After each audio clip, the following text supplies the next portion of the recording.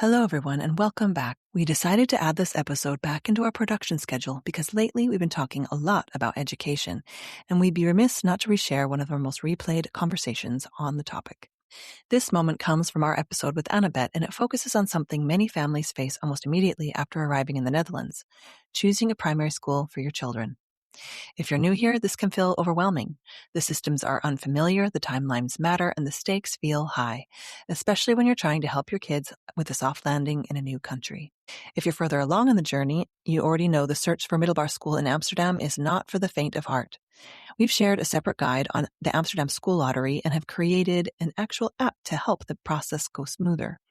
You'll find the links to both in our show notes. Let's drop back in. Hi, I'm Mickelle Weber, founder of House of Peregrine. This show is for life abroad and those crafting their life story with intention. I bring you conversations about international finances, meaning-making, relationships, and parenting. I bring on the experts that help you on your journey so that you can connect more deeply with yourself, the people around you, and the place you currently call home.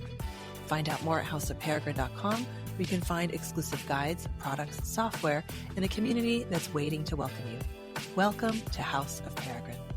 I made an entire group of friends of people from around the world, which informed my feeling.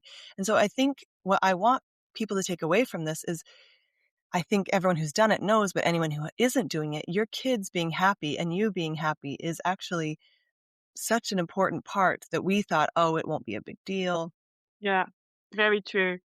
Yeah. And I that's think why companies sometimes think this too. Do you see that? Yeah, a lot of companies hire me because when the children are not happy, their employees, so the parents of those children, they cannot focus well on their job. They have a lot of other things going on, and they are less productive then.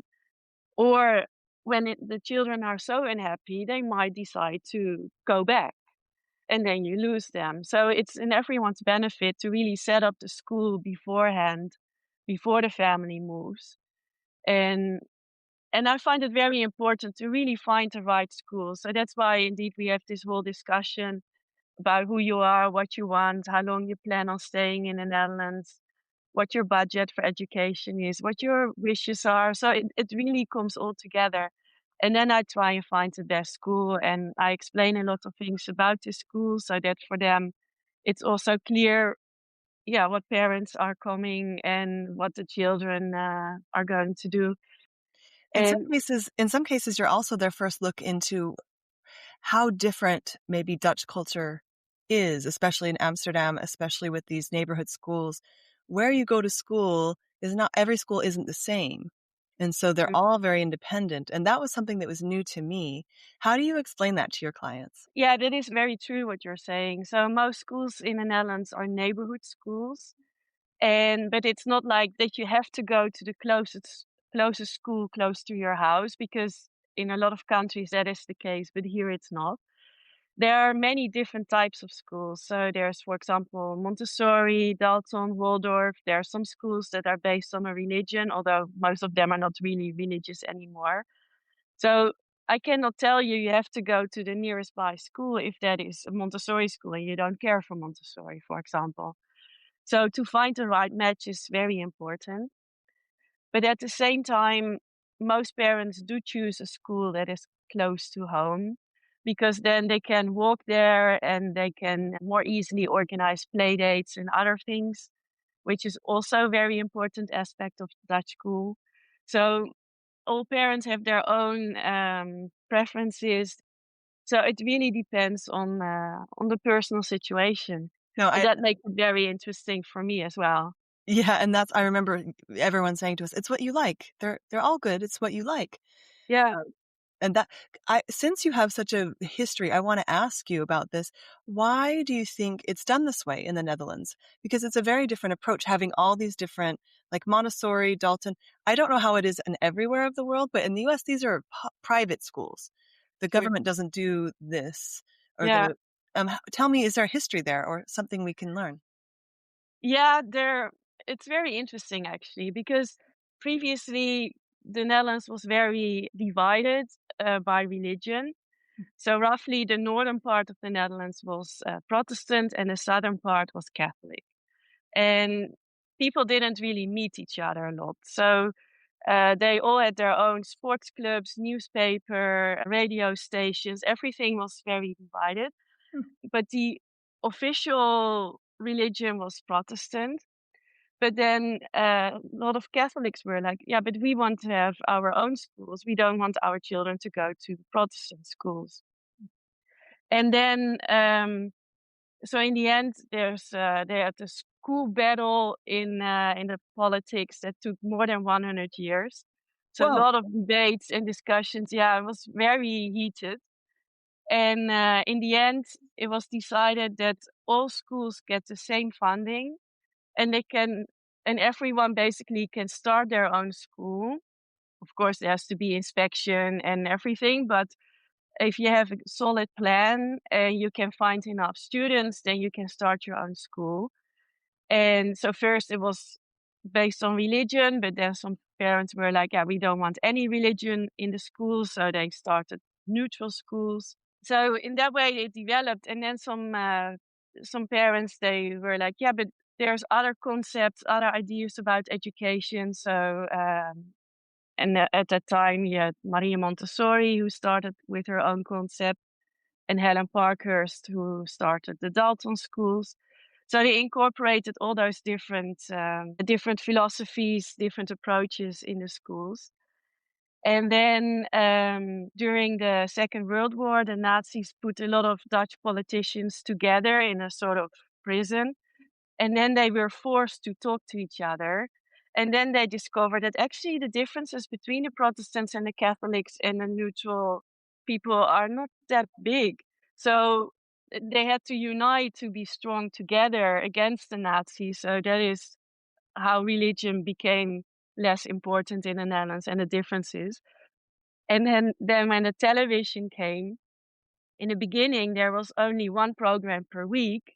So one on the Protestant channel, one on the Catholic channel. And so you were only supposed to watch that program. But of course, TV was so special back then. So they also watched each other's program. And then also they discovered it's actually pretty fun. And why are we dividing everything so much? So since then, there's less and less division, and religion is less and less important in the Netherlands. So there are still a lot of religious schools, but most of them were built many years ago when it was still much more divided. And now you barely find religion in the school anymore. Right. But it varies per school. But so it's a long history of how that went. So since the end of the school battle, all the schools get the same funding, and it doesn't matter what their approach is. And if they fulfill all criteria, then they're approved by the government. There are a few private schools, but less than 1% of the schools in the Netherlands is private. Most of them are international schools. And the private schools, they're very small, and most children, they first go to regular school, but then if it doesn't work out because the class is too big, it's too overwhelming, then they might go to a private school. But even the children of the royal family go to the regular schools, so that is how common it is. Yeah. And I think that is an incredible history that I never knew. So thank you so much for sharing that. And it makes a lot of sense. So just to be clear, anyone can start a school as long as they have a certain, have certain requirements met and safety and all this. What I've noticed is a lot of the schools were started by parents. Yeah, it is pretty common, but it also depends if you want to have government money or if you want the parents to pay everything. So if you want the government funding, then there's more rules. So then you can only start a school if there's no similar school based on the similar principles in the area. So that can be different religion that doesn't exist yet. But by now there are Islamic schools and Jewish schools and Hindu schools. So there's some approach in school nearby, but a lot of the previous schools, they were started by parents indeed, and then later they became part of a school group. So a lot of schools belong to a school board. Yeah, and it's really interesting because you can tell, and you can tell in a good way. And so if you look when I look at this system, I find it very comforting that parents or the people who are using it created it. That's always a good thing.